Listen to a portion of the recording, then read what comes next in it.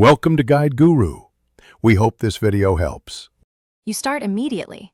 Sit in the driver's seat with both the original working key and the unprogrammed Nissan fob. Make sure doors are closed and all accessories off so the car detects ignition changes. Insert the working key into the ignition and remove it 6 times within 10 seconds. This wakes the vehicle's BCM to accept programming. Once done, leave the key out, then press any button on the new fob to confirm the car entered programming mode.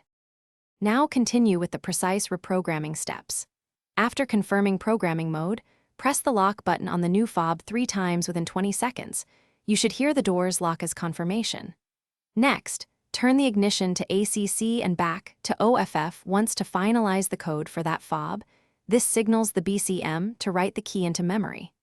Make sure to repeat the lock press cycle for every additional fob before ending the sequence so all keys are paired. Finish the job by turning the ignition to on then back to OFF, or simply remove the key. The vehicle will exit programming mode and store the fob. Test lock and unlock from outside to confirm both remote functions and keyless entry work. If nothing happens, make sure the fob battery is fresh and repeat the exact timing steps. Inconsistent timing is the usual culprit. If you still fail, swap to a verified working key to isolate the fob, and consider dealer diagnostic tools as the final option. Thanks for watching.